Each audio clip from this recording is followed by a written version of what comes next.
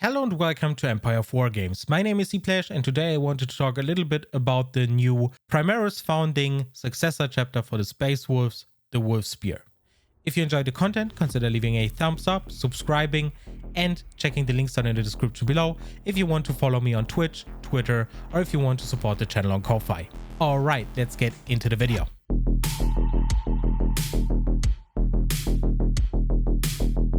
So, as you might have heard, the Space Wolves previously were not able to have successor chapters. They had one way back in the day, but it was a failed experiment, quote unquote, and it didn't work out for the Space Wolves. And ever since then, they didn't have any successor chapters. But starting with the Ultima founding and with Roboute Guilliman's Primaris Marines, Roboute Guilliman just decided to use the gene seed from Leman Russ and infuse it into Primaris Marines, and thus the Wolfspear were born. And I want to tell you a little bit about the lore of the chapter, about the rules, and I want to go over what makes them special and interesting.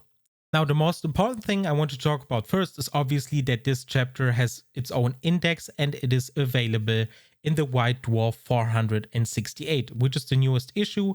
If you buy that issue, you are also getting a Wolfspear transfer sheet, which makes this chapter doubly interesting because you don't have to freehand. And let's be honest, 99% of us are not talented enough to freehand, and that includes me. So that makes the chapter a little bit more interesting as well. Let's go over the lore first, then we go over the rules, and then we wrap this video up. Founded during the early years of the era Indomitus, the Wolfspear are blood brothers of the fabled Space Wolves and descendants of the Primarch Leman Russ. Cold and taciturn, they are nevertheless possessed by a powerful word, a spiritual force that makes them excellent hunters. Some may even say predators. Despite their relatively recent foundation, the grim Space Marine Brotherhood known as the Wolfspear have already proved themselves to be fearsome and ruthless hunters, honoring the genetic legacy of their forefather Leman Russ. Whenever they stalk, the Wolfspear prey upon the enemies of mankind with a dark hunger, intensified by blood-sworn battle oaths and fierce loyalty to kith and kin.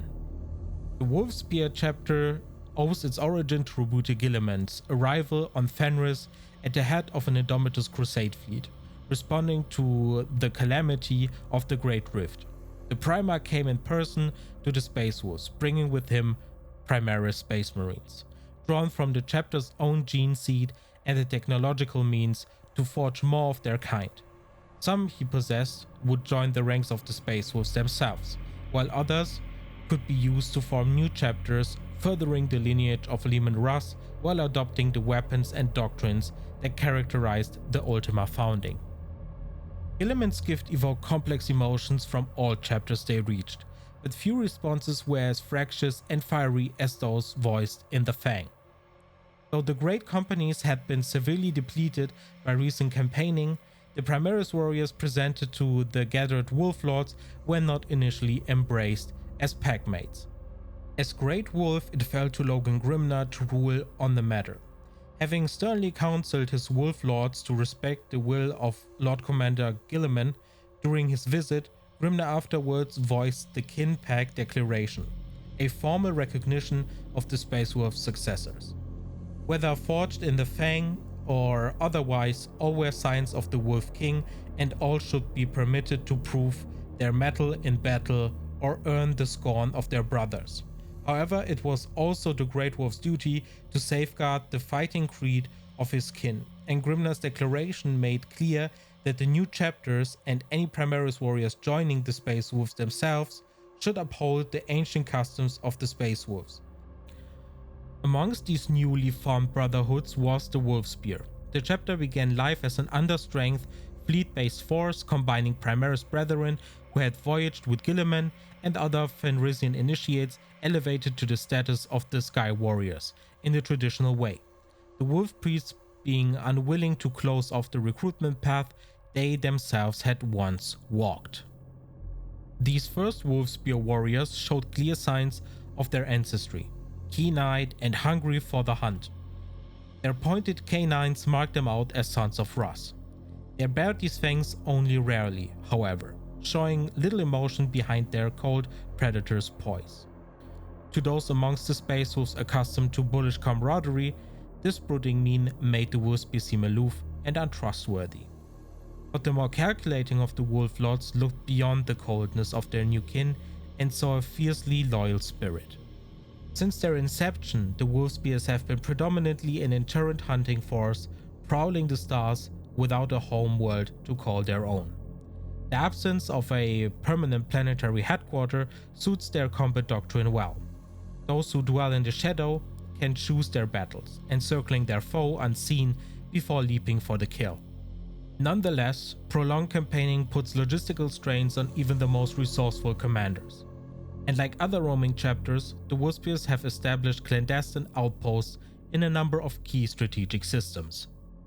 In rare cases, these scattered sites also serve an additional purpose as an recruitment point, when the human populace is deemed rugged and strong-willed enough to yield potential aspirants. The Wolfspear maintain no single capital ship that can be likened to the mobile fortress monasteries of some chapters, prioritizing stealth and agility over sheer tonnage. Instead, each of the Chapter 7 Jarls, the Alpha Warriors largely comparable to Wolf Lords, operate from a personal strike cruiser, accompanied by a fleet of smaller attack craft. The strike cruiser Umbral Claw, for example, the vessel that bears High Jarl Erik Steinolf through the void, acting at once as the armory, spiritual sanctum, and lordly court of his jarldom. While several of these forces will gladly work in concert to harry and bring down high-value target, each Jarl's flotilla is fully autonomous and capable of hunting alone for years if need be. I think this gives you a rough idea about the chapter. I will stop here with the reading. If you want to read more on them, please pick up the White Dwarf, it's definitely worth it. Or at some point you'll be able to read it up. If you have Warhammer Plus subscribed, you'll probably get this White Dwarf in the next couple of months. It is very interesting. There is way more to read about on them. There are like, 6, 7, 8 pages, just lore on the chapter. And I found them to be really interesting. And even though they are not too different from the regular Space Wolves, they do have their own traits and habits and their own way of fighting, and that's very, very interesting. I personally enjoyed the lore. Compared to the other chapters, the lore is a little bit more specific, which I personally enjoy. And yeah, this makes the Wolfspear a very, very interesting chapter. Next up, let's go over the rules. First up, and probably the most important thing to talk about, is the chapter tactic. It's called Dark Terror, and it consists out of 2 of the successor chapter traits, as always. The first one is add 1 to advance and charge rolls made for units with this tactic, which is very basic. And the second one is each time a ranged attack is made against a unit with this tactic by a model that is more than 18 inches away, the unit with the tactic is treated as having the benefits of light cover against that attack, which is also a basic successor chapter trait. Are both fitting the narrative and the general design of the Wolfspear? Definitely yes. They are still aggressive, they still want to attack, and especially in close combat, but they're also stealthy and they want to stay hidden until they strike from the shadows. And this works perfectly. Is this a particular strong chapter tactic combination? Definitely not. It's not a very, very strong chapter tactic combination, even though I find the light cover above 18 inches very, very good. The 18 inches makes it a little bit awkward on the newer tables, because the chapter tactic was 12 inches in 8th edition, and there have been 2 things happening ever since 9th edition. The first one is the table's gotten smaller, and the chapter tactic was nerfed to 18 inches. And this makes it very awkward to use, in my personal opinion. And the other one, add 1 to advance and charge rolls, is always useful, even though I would have wished that this one was a little bit more of an offensive chapter tactic, like Duelist possibly, or something else. On the other hand, this chapter tactic doesn't force you at all to play either ranged or melee. You can do whatever you want with this chapter tactic, and this is also somewhat of a benefit. Next up, I want to talk about the relics. The first one is the Elemental Shroud. Each time an attack is made against the bearer, subtract 1 from the attack's hit roll. This is already very solid. The second ability is the bearer is not eligible target for ranged attacks if it's more than 18 inches away from the firing model. If the bearer makes any kind of move, it loses the benefit of this part and thus the relic until the start of the next movement phase. Now this makes this relic a little bit complicated. You would ideally want this relic to be on a ranged unit, in my personal opinion, one that ideally stands still for most of the game and just buffs units from the back line. So probably, for example, a sergeant or some kind of character model with a stalker bolt rifle supporting other intercessors with stalker bolt rifles or heavy intercessors that are in the back line, just protecting the objective that is closest to your deployment zone. This one can be very solid, but you definitely need to have a plan with this one, and it does seem a little bit restrictive when it comes to the movement part of the ability. The second relic is the Totem of Storms. Psyker models only. Once per battle round, you can reroll one psychic test or deny the witch test taken for this model. This one is very basic, but it does have its use cases. I think that the psychic discipline for the Space Wolves is decent. It's nothing mind-blowing, but it's definitely useful. And if you have a Psyker and you want their abilities or psychic powers to land, or if you fear certain psychic abilities from an opponent, especially with, the new Thousand Suns Codex being out or Grey Knights Codex being out, I don't see this as a bad ability. It is kind of a steep price to pay for a single relic. The ability is also a little bit limited because it's just once per battle round, and that's not a lot. So yeah, I wouldn't value this too highly, but if you have a Psyker and you definitely want one of their powers to go through, this one is not a bad pickup. The third and last relic is called Blacktooth. Model equipped with a combat knife or paired combat blades only. This relic replaces a combat knife or paired combat blades and has the following profile. It's called Blacktooth, range melee, type melee, strength +1, AP 0, damage 1. Abilities: each time the bearer fights, it makes 2 additional attacks with this weapon.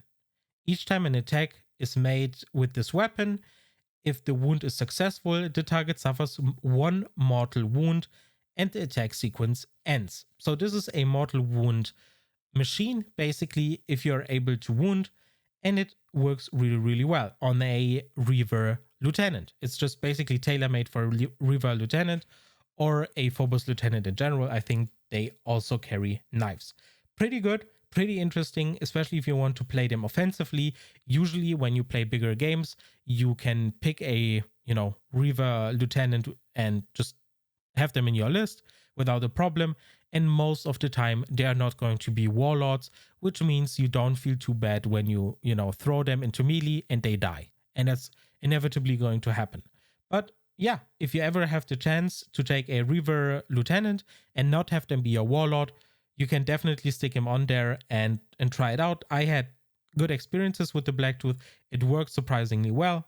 So yeah, there it is. It's not a groundbreaking weapon or nothing too crazy, but it can work wonders, especially against other character models, that don't have any protection against mortal wounds.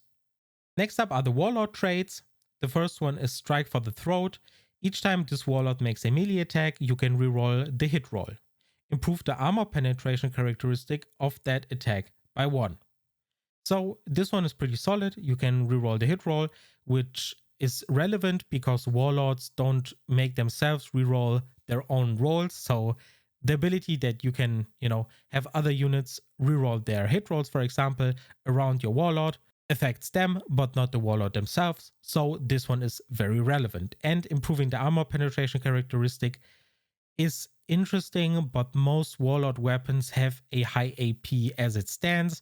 For example, power swords already have AP -3. And I don't think the jump from AP -3 to AP -4 is that relevant, personally. I would have wished for an additional damage. That would have been the ideal way to make this one really, really good, but it is what it is. The second one is Hunt from Afar. Each time this warlord makes a ranged attack against a non-vehicle, non-monster unit, an unmodified hit roll of a 2+, is successful, and unmodified wound roll of 2+ is also successful. So you just roll 2 pluses and you hit and wound whatever it is, unless it's a vehicle or monster. This one also great for character models. I'm sensing a theme here of just very, very killy warlords and character models for the Wolfspear, which generally fits the theme of Space Wolves, because Space Wolves like pushing their characters. They have a lot of characters, and you can see the designers are trying to compensate for that by making the warlord or other characters in your army real threats. And I really like how they approach this. Hunt from Afar, definitely one of the stronger warlord traits I've seen. The last one is Howling Beast. While this warlord is within engagement range of an enemy model with a leadership characteristic of 7 or less, add 2 to its attack characteristic. Now, this one is interesting. You get 2 attacks more as long as they have a leadership of 7 or less. 7 or less is not going to happen too often. I think a lot of sergeants and a lot of sergeant-like models for most armies have at least a leadership of 8. Sometimes it's 7, but mostly it's 8. And yeah, you're going to have to work with some kind of Reaver models or a Reaver sergeant, or a Reaver lieutenant more like. And then the Black Tooth and Howling Beast in combination is going to be very, very scary. Howling Beast, basically the Reaver lieutenant, subtracts leadership from the enemy. Howling Beast delivers mortal wounds, and you get 2 additional attacks with your mortal wound delivering weapon if their leadership is 7 or less, which is perfect. It just works very well on a Reaver lieutenant. Great warlord trait for them. Otherwise, I think it's too unreliable, because leadership is really not a problem for most armies unless they are Tyranids or something of that kind, where the pure number is not that good. Lastly, let's talk about the stratagems. The first one is Track and Hunt. Use the stratagem at the end of your movement phase. Select one friendly Wolfspear core unit, then select one enemy unit within 24 inches of it.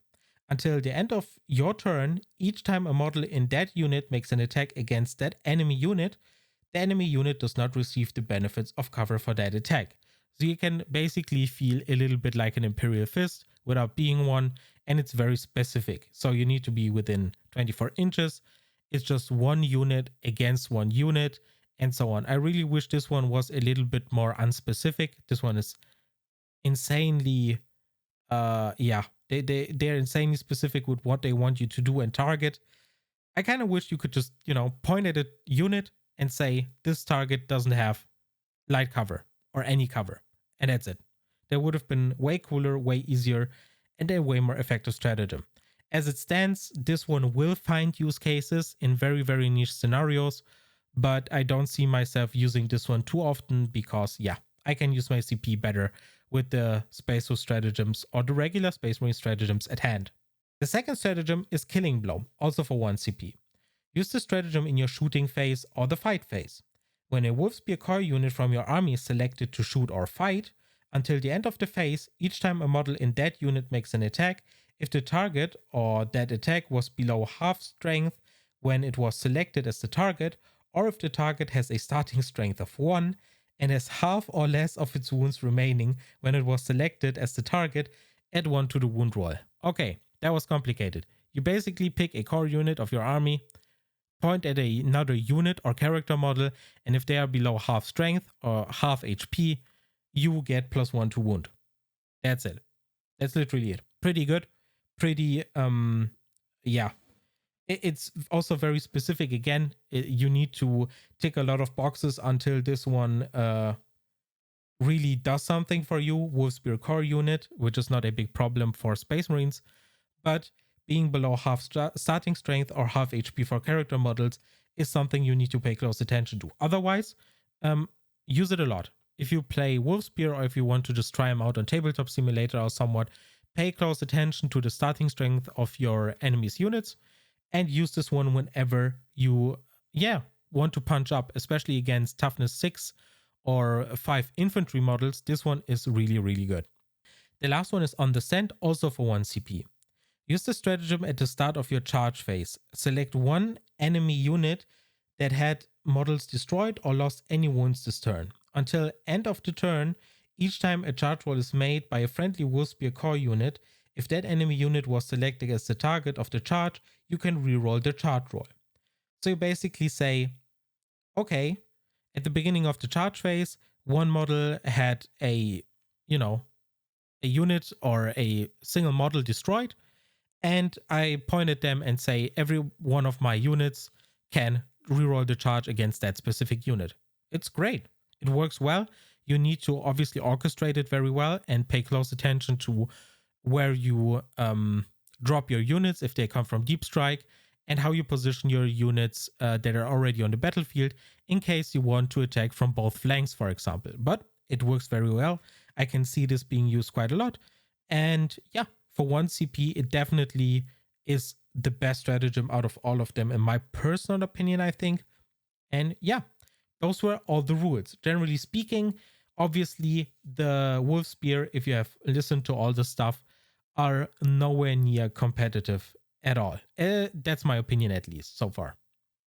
But as we've seen and discovered in a previous White Dwarf video, that is also not the case for White Dwarf chapters in general. They are just not competitive, and you can see that they are paying close attention that they are not going to be accidentally competitive. But it is good for what it is. I think when it comes to the power level, it's perfect for Crusade. It's not too strong, but it's definitely not too weak either. You have decent stratagems that are obviously very situational, but can be strong. You have decent warlord traits. Hunt from afar is pretty good with the 2+ to hit and wound on whatever it is, unless it's a vehicle or monster. Howling Beast with the 2 additional attacks if their leadership is below 7. And Blacktooth and the Elemental Shroud are also situational, but very interesting. I really like them personally, and yeah, I also can see why some of the Space Wolves fans, and especially the ones waiting for the Wolfspear and who have been teased by the transfer sheet, are a little bit disappointed. But that's how it always goes with White Dwarf chapters. I've been paying close attention to White Dwarf chapters ever since last year, and whenever I see a new one teased and released, it's always the same thing. People are very hyped, the transfer sheet looks great, their paint scheme looks sick, and then the rules come out and they are very mediocre, as it is for White Dwarf chapters. And and I don't know why people are expecting some kind of competitive chapter out of a White Dwarf.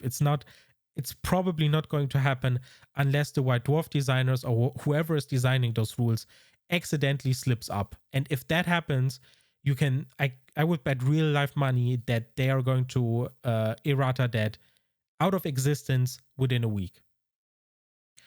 Alright, this is obviously a rather long video, but if you are interested in the Wolfspear and have stuck around until now, thank you so much for listening. If you have any questions about the Wolfspear, want example lists, or want to hear more about them or me talk about them and give more advice when it comes to their lists, I've been playtesting them a lot, I've been playing them a lot, and I can definitely give more information than I have given in this video. So just let me know in the comments if you have any questions, ask them. And yeah, thank you so much for listening, and I see you in the next video. Bye bye.